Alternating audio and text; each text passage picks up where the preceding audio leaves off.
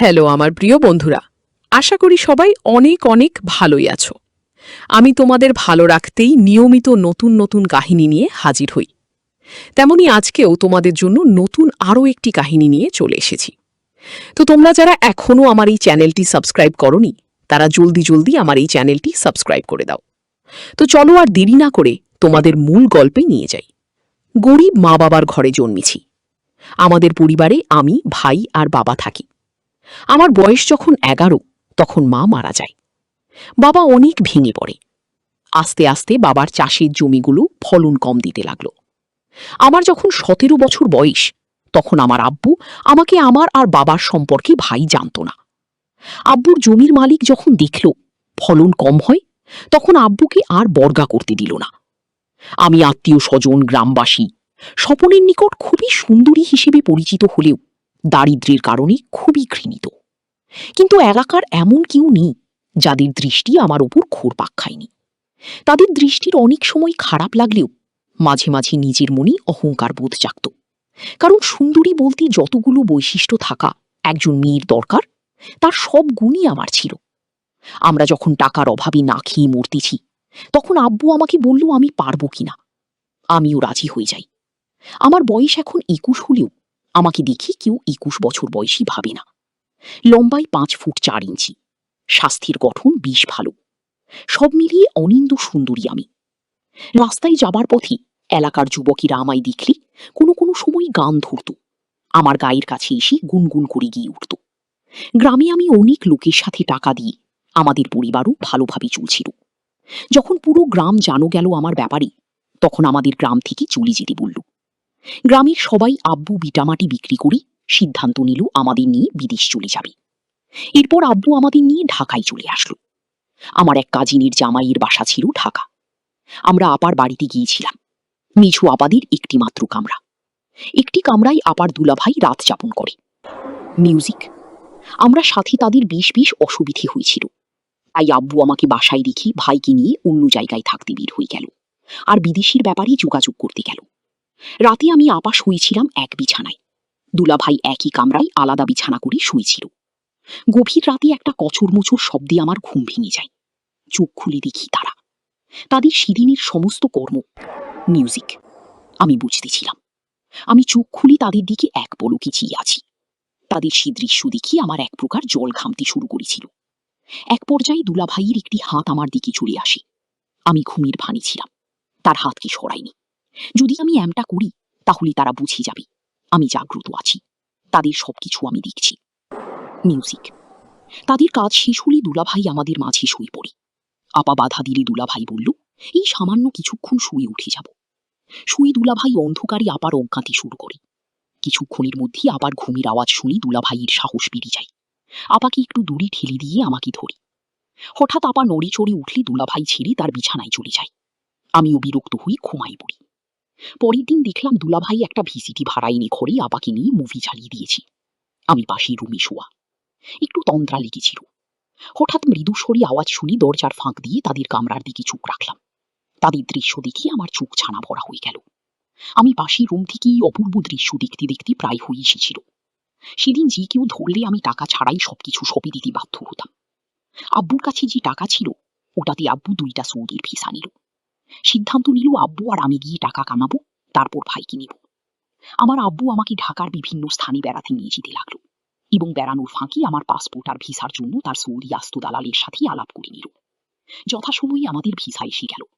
আমার ডাক্তারি পরীক্ষা সম্পন্ন হলো এবং টিকিটও বিদেশ যাওয়ার তারিখ নির্ধারণ করা হলো। মনে আনন্দ খুশি যেন ধরছে না। আব্বুর কারণেই তো বিদেশ পাড়ার সুযোগ পেলাম। গ্রামের মানুষ বের না করে দিলে তো বিদেশ যাওয়ার কথা কল্পনাও করতে পারতাম না।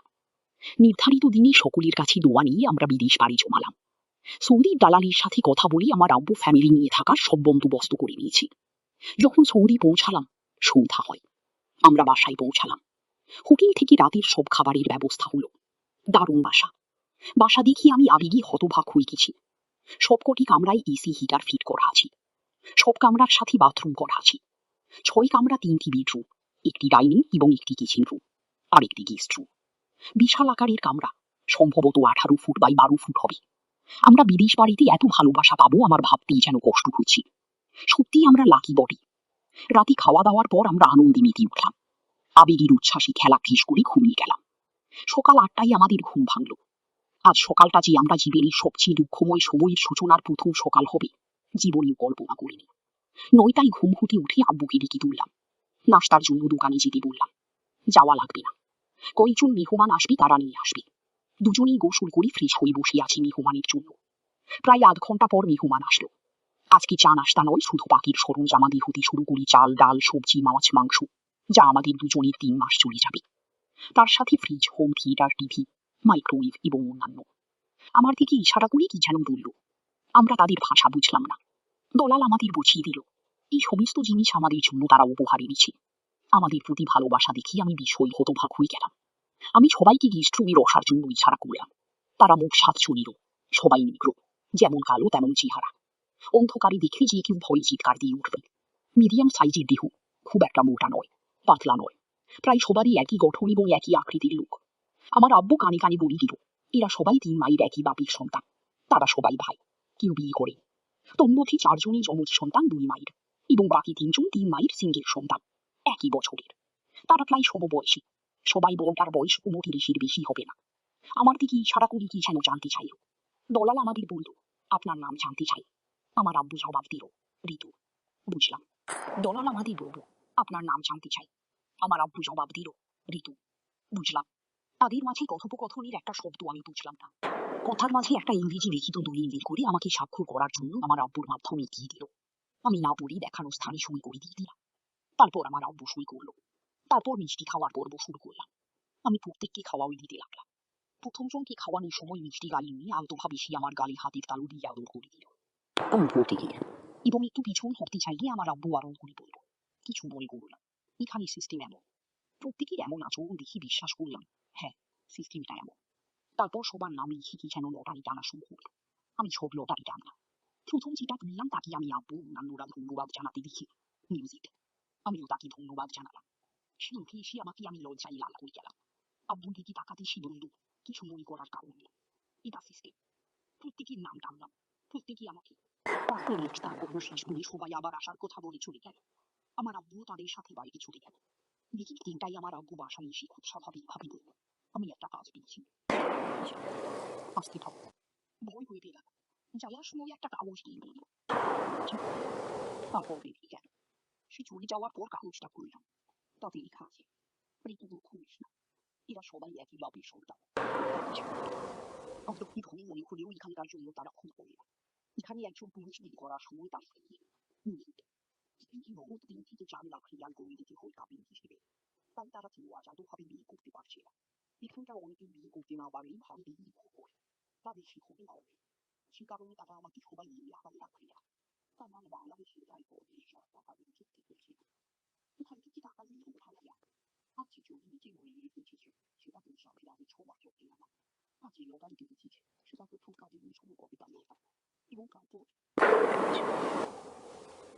তার মানে বাংলাদেশে প্রায় 35 লাখ টাকা নিচে করে দিয়েছে। ওখান থেকে টাকা কিন্তু উঠায় দেয়া।